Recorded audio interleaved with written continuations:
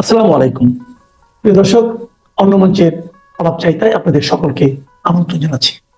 অধ্যাপক ইউনূসের নেতৃত্বাধীন বাংলাদেশের অন্তর্বর্তী সরকারের বিরুদ্ধে আন্তর্জাতিক ক্ষেত্রে কোমর বেঁধে নামছে দেশটিতে কার্যক্রম নিষিদ্ধ থাকা আওয়ামী লীগ। অধ্যাপক ইউনূস ও তার সরকারের বিরুদ্ধে আন্তর্জাতিক সংস্থাগুলোতে অভিযোগ দায়ের করতে চায় আওয়ামী লীগ।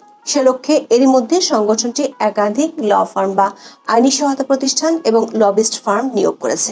একাধিক সূত্রে জানা গেছে এই ফার্মগুলো আওয়ামী লীগের হয়ে 3টি ধাপে কাজ করবে। প্রথম ধাপে কমপক্ষে 4টি আন্তর্জাতিক সংস্থার কাছে প্রমাণসহ উদ্যোগ নিতে আবেদন করবে। এর অংশ হিসেবে 8ই আগস্ট ব্রিটেনের একটি ল ফার্ম আওয়ামী লীগের নিষেধাজ্ঞা আরোপের বিষয়টি গুরুতর মানবাধিকার লঙ্ঘন হিসেবে ব্যাখ্যা দিয়ে জরুরি পদক্ষেপ নেওয়ার জন্য জাতিসংঘের 2টি সংস্থার কাছে আবেদন করেছে। দ্বিতীয় ধাপে আওয়ামী লীগের কার্যক্রম নিষিদ্ধ করা এবং দলটির নেতাকর্মীদের নির্যাতনের তথ্য সরবরাহ করে 3টি আন্তর্জাতিক মানবাধিকার সংগঠনের কাছে উদ্যোগ গ্রহণের জন্য আবেদন করা হবে। সবশেষ ধাপে গোপালগঞ্জের ঘটনাসহ বেশ কয়েকটি ঘটনায় মানবাধিকার লঙ্ঘনের ঘটনা প্রমাণ আন্তর্জাতিক মানবাধিকার সংস্থাগুলোর কাছে তুলে ধরে তাদের মাধ্যমে ইন্টারন্যাশনাল ক্রিমিনাল কোর্ট বা আইসিসির প্রসিকিউটরের কাছে অভিযোগ জমা দেওয়ার জন্য কাজ করছে। দলটির একাধিক সূত্রে জানা গেছে, বাংলাদেশে ফেব্রুয়ারিতে যে ত্রয়োদশ জাতীয় সংসদ নির্বাচন হওয়ার কথা বলা হচ্ছে, সে নির্বাচনে আওয়ামী লীগকে অংশগ্রহণ করতে না দেওয়ার বিষয়টি আন্তর্জাতিক অঙ্গনে ভালোভাবে তুলে ধরে ওই নির্বাচনের গ্রহণযোগ্যতা প্রশ্নের মুখে ফেলতে চায় দলটি। সেজন্য আগামী কয়েক মাসের মধ্যে দলটি আন্তর্জাতিক মিডিয়াতে বিষয়টি আলোচনার মধ্যে আনতে চায়। বিস্তারিত জানতে চলুন যাওয়া যাক বিশ্লেষণে। 2024 সালের 5ই আগস্ট ক্ষমতা হারায় আওয়ামী লীগ। বাংলাদেশের সাবেক প্রধানমন্ত্রী ও দলটির সভানেত্রী শেখ হাসিনা চলে যান ভারতের দিল্লিতে। দলটির অনেক সিনিয়র নেতা ও বিদেশে আছেন। ইতিমধ্যে শেখ হাসিনা গত 10 দিনের মধ্যে দলটির 1 ডজন শীর্ষ নেতার সাথে দিল্লিতে 2 দফা মুখোমুখি বৈঠক করেছেন। গণমাধ্যমে প্রকাশিত খবর অনুযায়ী বৈঠকগুলোতে বাংলাদেশে দলটির তৃণমূলকে চাঙ্গা করার জন্য কিছু কর্মসূচি হাতে নেওয়ার কৌশল ঠিক করা হয়েছে। পাশাপাশি আন্তর্জাতিকভাবে অধ্যাপক ইউনূসের নেতৃত্বাধীন অন্তর্বর্তী সরকারের বিরুদ্ধে অভিযোগ দায়েরের সিদ্ধান্ত হয়েছে।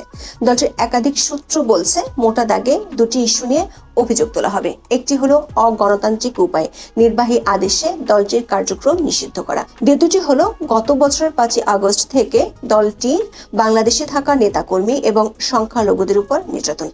গত 12ই মে বাংলাদেশের অন্তর্বর্তী সরকার নির্বাহী আদেশে আওয়ামী লীগের কার্যক্রম নিষিদ্ধ করেছে।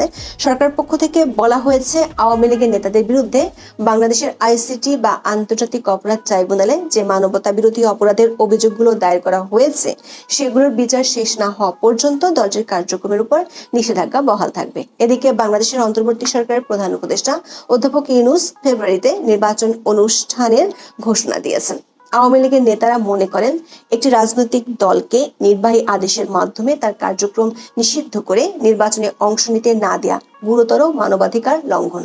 এই বিষয়টি তারা আন্তর্জাতিক সংস্থাগুলোর নজরে এনে এর জন্য ব্যবস্থা নেওয়ার আহ্বান জানাবে। এজন্য দলটির পক্ষ থেকে বেশ কিছু ল ফার্ম বা আইনি সহায়ক সংস্থা এবং আন্তর্জাতিক লবিস্ট ফার্মের সাথে বৈঠক হয়েছে। এসব ফার্মের মাধ্যমে জাতিসংঘ সহ আন্তর্জাতিক বেশ কয়েকটি সংস্থার কাছে দমন পীড়নের চিত্র এবং আওয়ামী লীগকে নিষিদ্ধ করার ইস্যুটি তুলে ধরতে চায়। যেসব আন্তর্জাতিক সংস্থার কাছে অভিযোগ তুলে ধরা হতে পারে সেগুলো হলো জাতিসংঘ মানবাধিকার কমিটি বা সিসিপিআর, জাতিসংঘ মানবাধিকার কাউন্সিল বা এইচআরসি এবং বিশেষ প্রতিবেদক বা স্পেশাল রেপুটিয়ার্স। এছাড়া কমনওয়েলথ এবং কমনওয়েলথ পার্লামেন্ট অ্যাসোসিয়েশন, ইউরোপীয় ইউনিয়ন ও অস্ট্রেলিয়ার কিছু সংগঠন। রাজনৈতিক দমন পীড়ন বা রাজনৈতিক অধিকার লঙ্ঘনের বিষয় হওয়ায় আওয়ামী লীগ প্রথম ধাপে বেছে নিয়েছে জাতিসংঘের স্পেশাল রেপুটিয়ার্সকে। এরই মধ্যে আওয়ামী লীগের হয়ে ব্রিটেনের একটি নাম করা law firm Doughty Street chamber Awami লীগের পক্ষে ডক্টর ইউনূস সরকারের বিরুদ্ধে ব্যবস্থা গ্রহণের জন্য অথবা আওয়ামী লীগের রাজনৈতিক কার্যক্রম নিষিদ্ধ করাকে মৌলিক মানবাধিকারের লঙ্ঘন হিসেবে উল্লেখ করে জাতিসংঘের স্বাধীন বিশেষজ্ঞ বা স্পেশাল রেপুটিয়ার্স এবং অন্যান্য দূতের কাছে আবেদন পাঠিয়েছে। জাতিসংঘের মানবাধিকার কাউন্সিলের অধীনে থাকা স্বাধীন মানবাধিকার বিশেষজ্ঞদের সদস্য রাষ্ট্রগুলোর কাছে উদ্বেগ জানিয়ে চিঠি পাঠাতে অনুরোধ করা হয়েছে। ব্রিটিশ এই ল ফার্মটির একজন বিশেষজ্ঞ বলছেন, OHCHR এর সাম্প্রতিক প্রতিবেদন, যেখানে আওয়ামী লীগকে নিষিদ্ধ না করার সুপারিশ করা হয়েছে, তা আওয়ামী লীগের জন্য একটি শক্তিশালী আন্তর্জাতিক সমর্থন হিসেবে কাজ করতে পারে।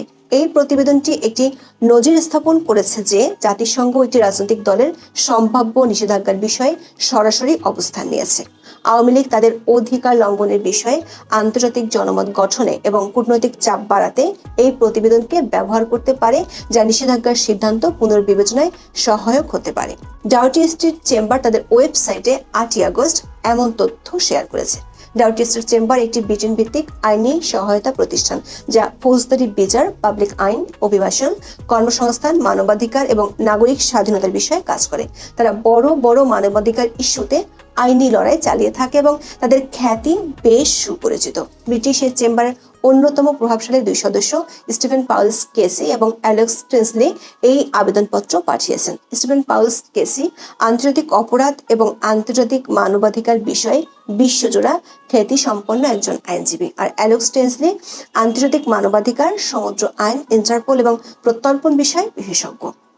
তারা শেখ হাসিনা, যিনি আওয়ামী লীগের সভাপতি, তার পক্ষে এই জরুরি পদক্ষেপের জন্য অনুরোধ জমা দিয়েছেন। এই আবেদনে বলা হয়েছে যে অন্তর্বর্তীকালীন সরকার গত মে মাসে আওয়ামী লীগকে নির্বাচনে অংশগ্রহণে নিষিদ্ধ করেছে এবং বাংলাদেশ আন্তর্জাতিক অপরাধ ট্রাইব্যুনালে আওয়ামী লীগের নেতাদের বিরুদ্ধে মামলা নিষ্পত্তি না হওয়া পর্যন্ত এর সকল কার্যক্রম নিষিদ্ধ করেছে।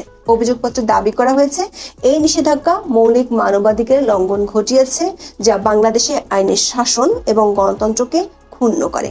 পাশাপাশি আওয়ামী লীগের উপর থেকে নিষেধাজ্ঞা প্রত্যাহার করার এবং যে কোনো নির্বাচনে তাদের সম্পূর্ণ অংশগ্রহণের অনুমতি দেওয়ার জন্য অনুরোধ করা হয়েছে। অভিযোগপত্রে অধ্যাপক ইউনূস দায়িত্ব নেওয়ার পর থেকে আওয়ামী লীগের নেতাকর্মী এবং সংখ্যালঘুদের উপর ব্যাপক রাষ্ট্রীয় নির্যাতন হয়েছে বলে দাবি করা হয়েছে। আরও দাবি করা হয়েছে বাংলাদেশের অন্তর্বর্তী সরকার এসব অপরাধের সাথে জড়িতদের দায় মুক্তি দিয়েছে। আওয়ামী লীগের নেতারা মনে করেন জাতিসংঘের মানবাধিকার বিষয়ক হাই কমিশন তাদের গত ফেব্রুয়ারি রিপোর্টে কোনো রাজনৈতিক দলকে নিষিদ্ধ না করার বিষয়ে বাংলাদেশ সরকারকে সতর্ক করেছিল। বিষয়টি উল্লেখ করে জাতিসংঘ মানবাধিকার কমিটি বা CCPR, জাতিসংঘ মানবাধিকার কাউন্সিল বা SRC এর কাছে চিঠি পাঠানো হয়েছে। একই ধরনের রিপোর্ট কমনওয়েলথ, ইউরোপীয় ইউনিয়ন এবং অস্ট্রেলিয়ার সংগঠনগুলোর কাছে পাঠাবে।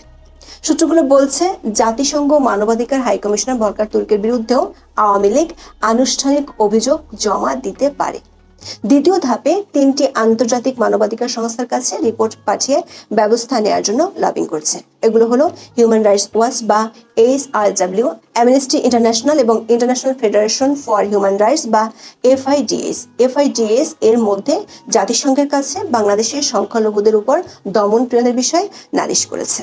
আওয়ামী লীগের একটি সূত্র বলছে সবশেষ ধাপে দলটি ইন্টারন্যাশনাল ক্রিমিনাল কোর্ট বা ICC-তে অভিযোগ দায়েরের জন্য আন্তর্জাতিক মানবাধিকার সংস্থাগুলোর সাহায্য চাইবে।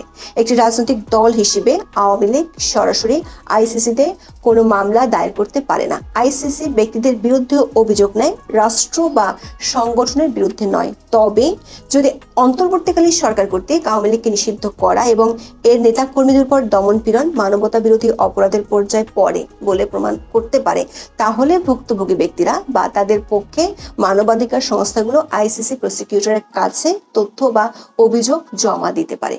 প্রসিকিউটর সেই তথ্যের ভিত্তিতে একটি প্রাথমিক পরীক্ষা বা প্রিলিমিনারি এক্সামিনেশন শুরু করতে পারেন এবং যদি পর্যাপ্ত প্রমাণ পাওয়া যায় তাহলে তদন্ত শুরু করতে পারেন। এক্ষেত্রে আওয়ামী লীগ গত বছরের জুলাই থেকে পুলিশ হত্যা ও সংখ্যালঘুদের উপর নির্যাতনের বিষয়টি তুলে ধরতে চায়।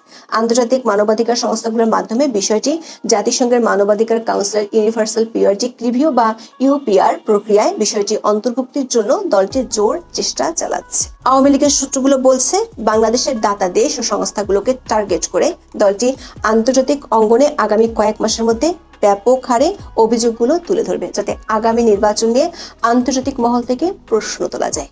এখন এ পর্যন্ত সবাই ভালো থাকুন, সুস্থ থাকুন, নিরাপদে থাকুন। দেখা হবে আগামী